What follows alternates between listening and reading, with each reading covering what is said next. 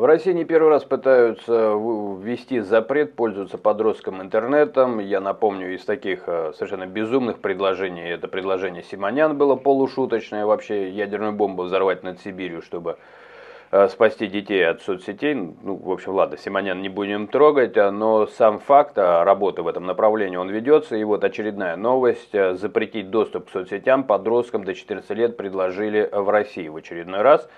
Публикация достаточно короткая, Ньюс ее делает. Я решил разобрать подробнее, насколько это полезно, не полезно, опасно, не опасно для подростков пользоваться интернетом, соцсетями.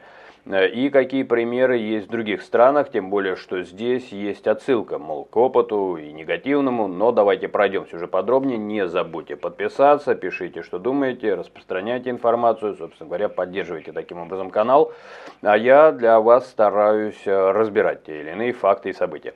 Член Общественной палаты Российской Федерации Евгений Машаров предложил установить возрастной ценз для соцсетей с 14 или 16 лет. В разных заявлениях пока варьируется, что-то не очень понятно, что он там предложил, чтобы защитить детей от мошенников. Ну, про мошенников у меня просто очень много внимания я этому уделяю. Про мошенников совершенно ничего не понятно, их не ловят, то ли они в России сидят, то ли как-то они коллаборировались с властью, может быть, как коррупция. То есть мошенники аргумент очень слабый с точки зрения того, что правоохранители нам пока не предоставили ни одного пойманного или хотя бы названного мошенника. Обычно это все сильно политизируется и говорится, что мошенники это прям в Украине, они все сидят, вот прям вот все. Ну, то есть слабоватенько. А причина? Это не закон, а предложение пока что. Госдума официально заявила в декабре 25-го, что такой запрет не разрабатывается, но снова появляются эти предложения. Давайте теперь про опыт за рубежом, если у этого действительно какие-то объективные основания и в опасности ли подростки. Австралия ввела самый жесткий запрет для до 16 лет. С декабря 25-го платформам грозят огромные штрафы. Многие страны следуют.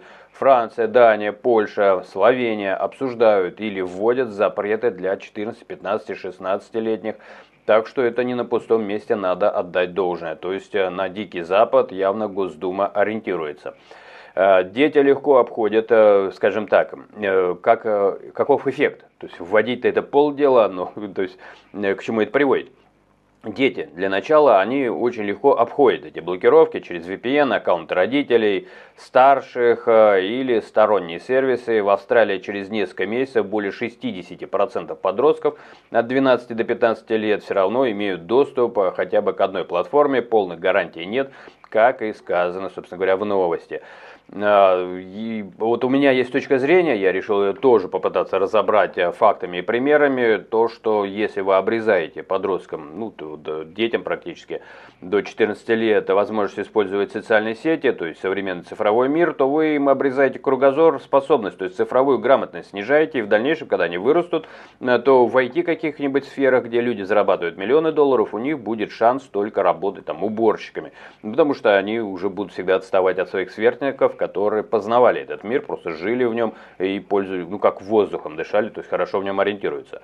Мое мнение не 100% правильно. Полный запрет до 14 действительно может замедлить развитие цифровых навыков. Многие исследования показывают, что ранний опыт под контролем родителей помогает формировать цифровую грамотность, критическое мышление, умение работать с технологиями, навыки, которые нужны в современном мире. С другой стороны, доказательства вреда соцсетей для психики также присутствуют. Рост тревоги фиксируется, депрессии, проблемы со сном, зависимость, буллинг.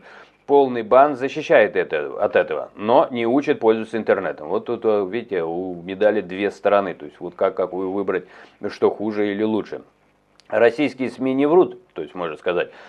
Такое предложение было, и зарубежный опыт действительно присутствует, но это опыт пока показывает, что жесткие запреты плохо работают технически и могут иметь обратный эффект по цифровым навыкам. Лучшие подходы, которые обсуждают эксперты, это не бан, просто в России Госдума любит все запрещать, уже доплыли до белых списков, когда все запрещено и просто кое-что разрешено, причем это для взрослых, взялись из-за детей. Еще раз, то есть слова-то зачастую могут быть и правильные, и основаны на опыте того самого загнивающего коллективного Запада. Но реализовывать-то как? Особенно с вашими-то способностями. Лучший подход, как было бы в идеале, наверное, это не бан, а возрастные ограничения плюс обязательное обучение цифровой грамотности. Просто к этому миру их надо готовить. и контроль со стороны родителей, естественно. То есть, собственно говоря, культура общения, культура использования тех самых цифровых площадок. Если уже очень кратким эффектом. Самое главное, берегите себя, как обычно. Такой сделал небольшой я разборчик этой новости. Мне она показалась важной, потому что, это ответственность перед младшим поколением. Всегда у старшего есть ответственность. И у меня всегда призыв пользоваться не Госдумой, короче говоря, пользоваться не жесткими методами, а содержимым черепной коробки. Когда есть это содержимое, то есть смысл показать, что ты когда-то не был испорчен интернетом, что ты не совсем дурачок. Да? Вот я рос до 14 лет, не было вообще такого понятия интернет. Да, то есть вот я не знаю, вот как я пользуюсь мозгами, это вам уже решать, как пользуется Госдума, обратно вам же решать. Ну а как это все перекладывать на современный опыт? Что-то поменялось, технологии всегда меняются, всегда есть развитие, всегда есть противоборство отцы и дети, но только ли запретами и жесткими можно это решить? Самое интересное, что дети, они поумнее, поизворотливее, поэтому просто жестким запретом, не решите. Вот та же самая статистика, что пытаются в других странах, а какой эффект-то? Эффект какой? Поэтому уже на этом пошли дальше. Уже считают, что значит надо не просто запретами, а какая-то другая, более сложная модель действий должна быть. А в это время Госдума только проснулась, надо запретить. Они как-то отстают, что ли, не вся информация до них доходит, может медленно. То ли доходит медленно, как до жирафа, да, так сказать. То есть там пока до головы доберешься, заблудишься в листьях березки белой. Так что вот такое дополнение.